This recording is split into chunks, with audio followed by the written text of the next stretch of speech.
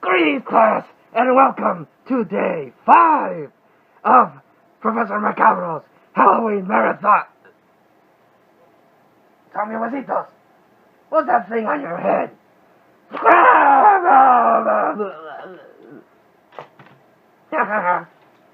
Joke's on you, bud.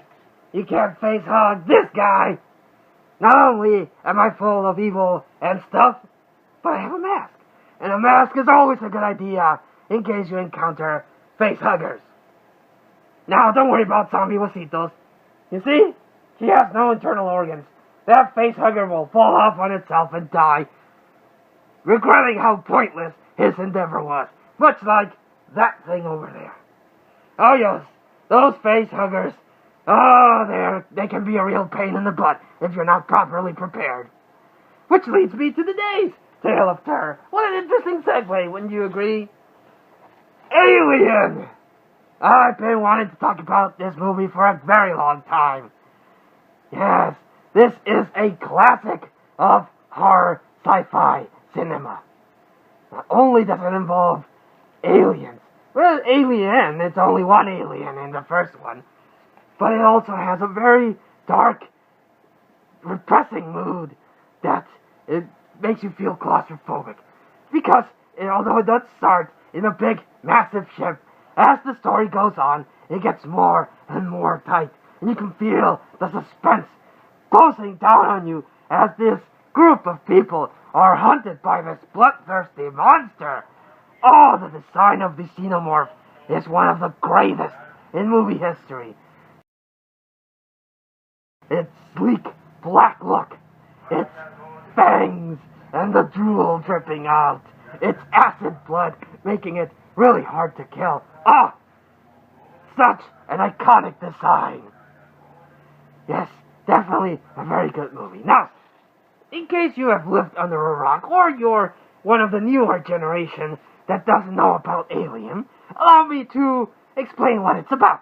But honestly, don't hear me, although I do have a very nice and wonderful voice, don't hear me talking about Alien.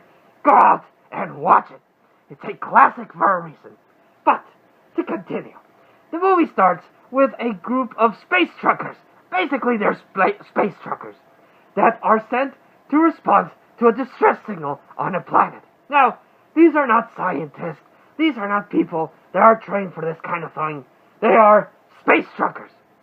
They do the best they can, so they go to the planet trying to respond to this distress signal. One of them goes where he shouldn't, as is the case in these kind of movies, and he encounters an egg. And he's like, oh, what's this? Oh, this looks interesting. Oh, look, it's moving. And all of a sudden, bam! Face hugger to the face. And the guy's in, a really bad shape for a good chunk of the movie, until he wakes up, the thing falls off, apparently dies, and everyone's like, well, that happened. And then, in an iconic scene, a truly iconic scene in horror movies, they're eating their food, and I'm like, just goofing around, and the guy's like, that thing was in my head, oh yeah, that was pretty, that sucked, and all of a sudden, boom, goes the alien. Oh, what the hell is this thing? And the alien's like, what up? What up, people? And then boom, out of there, I was like, freaking the hell out.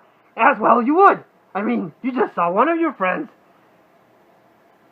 chest burst out with a freaky dicky alien. And you're like, damn! What the fudge? And everything just goes downhill from there because people are freaking out. And then it turns out that the government sent them to retrieve this alien life form.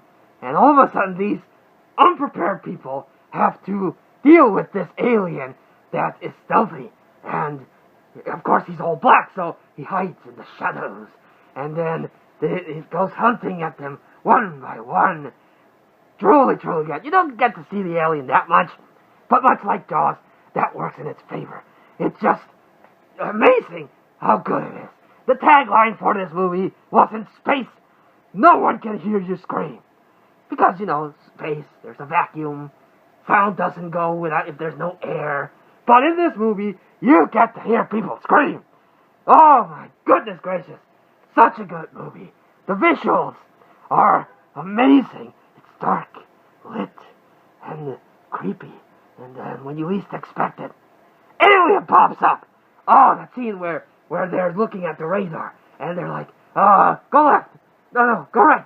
Holy crap, he's right behind you. He's right behind you. And the guy turns around, the alien's like, rah! Such a good scene. Now, this, of course, gave way to one of the most iconic, badass women in movie history, Ripley. She is one of the members of this space crew, and she has to rise up to beat the freaking alien. No training, nothing at all, just her wits and her determination to survive this onslaught. It's very much like a slasher in that sense, too, because this alien goes picking off one by one, and then the main girl survives and has to face the monster itself. Great movie, great effects, one of the most iconic movie monster designs of all time. Truly, this is a classic for a reason. If you haven't watched Alien, again, do yourself a favor. Pop this in your DVD, your VHS, preferably VHS.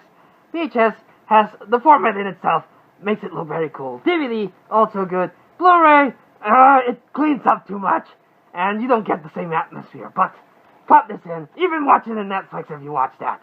If you have Netflix, Hulu, and you can watch this, watch it now. It is a great movie, a classic for a reason. I can't stop talking about how good it is.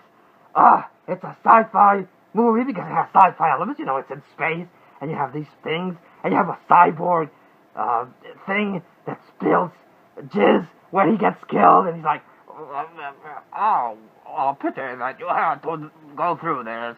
And then you're like, ew, that's disgusting, but cool. And then has a badass woman with Ripley, and she's like trying to survive the monster, and the monster's like, chicken patties. Amazing movie. Truly one of the classics for a reason, and I've been wanting to talk about this for a very, very long time.